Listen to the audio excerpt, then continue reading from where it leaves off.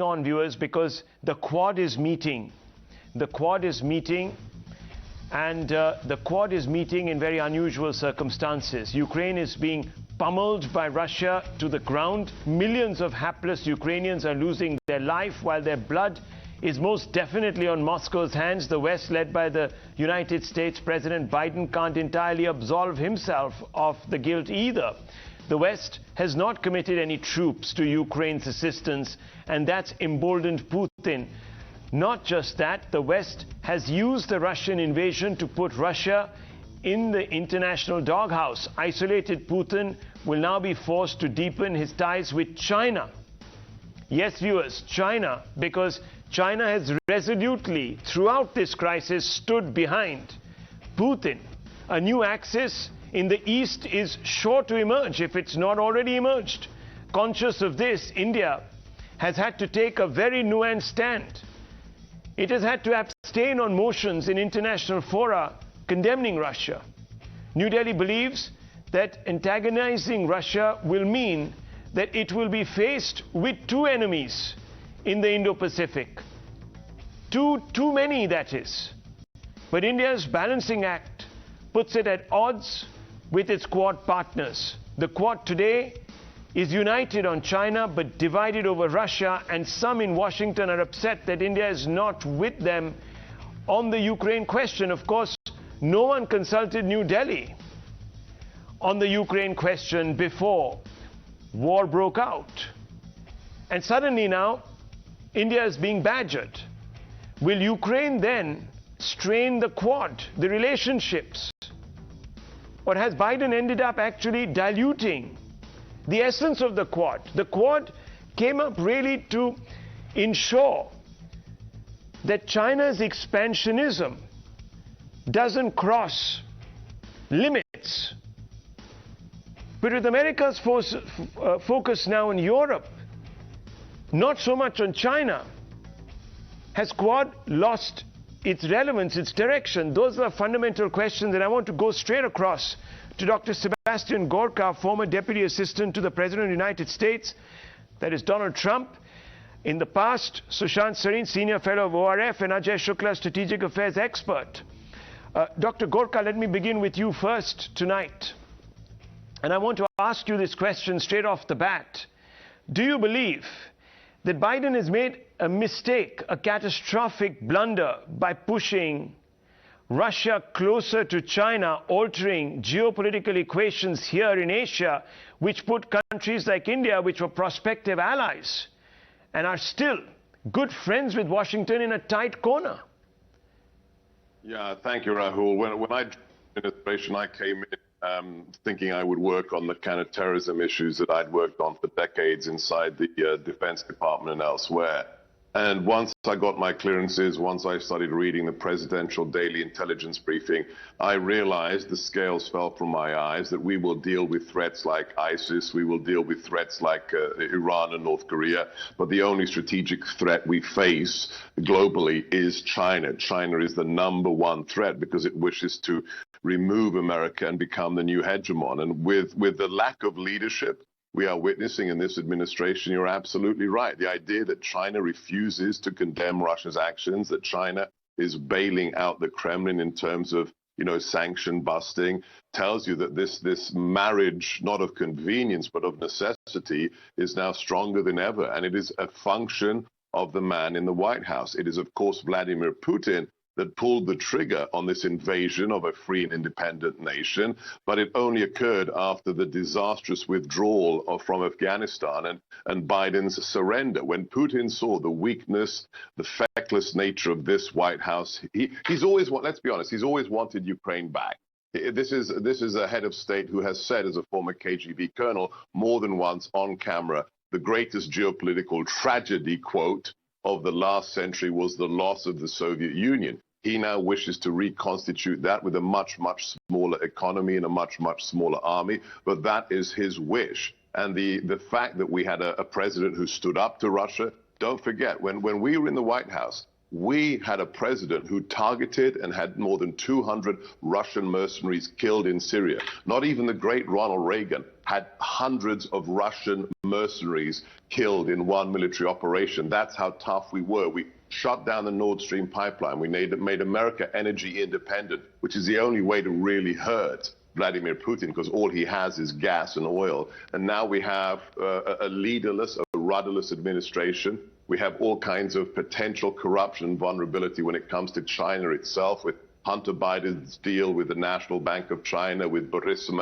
in Ukraine. So yes, we are seeing a lack of leadership out of the White House drive Russia and China closer together. And that's bad for India as well.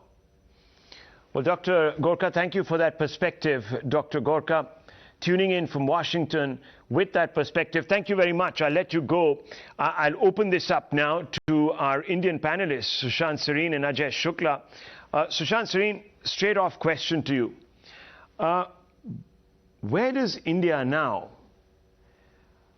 Where is India placed in the Quad? You've got 3 Quad countries that are supposed to be close allies, that are supposed to work with India to limit China's expansionism.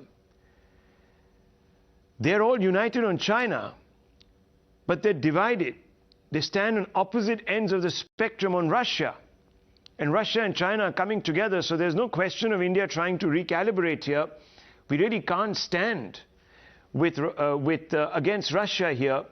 Will this inevitable strain, this tension, lead to the Quad unraveling? So I think, Rahul, a couple of things. Number one, the Quad is basically focused, it's not a global alliance. It's not even an alliance, really, right? It's just a group of nations who are coming together, and it's still a work in progress. It has progressed quite a lot over the last couple of years, but still work in progress. And the alliance word, something which India is rather allergic to as of now. And we can question whether that should be the case or not. But it is focused entirely on the Indo-Pacific. And the Russian thing is a different ballgame, number one. Number two, on this assumption that Russia and China are now going to be in a very close compact, I think the jury is still out on that. I'm not entirely convinced of how much of the burden of Russia the Chinese are willing to bear. Number one. Number two, we don't know how things are going to unfold in Russia. There are some people who say that Putin is going to become even more popular. There are other people who believe that this war is extremely unpopular. And once the sanctions actually start biting, there is a possibility of a regime change. Now, if there is a regime change, then I think one assumption is that it will be probably a pro-West regime, which will try and distance itself from China, because the Russians are not exactly very enamored of the Chinese. They have been pushed into that corner by the strategic blunders of the West. But I'm not entirely sure that the Russians will go that side. Number three, and very importantly, I think one of the things which India brings to the table is the fact that it has the size and it has the willingness to stand up to China. But we are able to stand up to China in some measure because of the kind of weapons equipment which we get from Russia. Now to say that, listen, you completely pare down your entire defense capabilities because, you know, the Russians have done something stupid in Europe, so you also cut off from them. How does that help us? That creates a huge problem for us, and I'm sure the responsible people in the other three Quad countries are understanding the predicament in which India finds herself.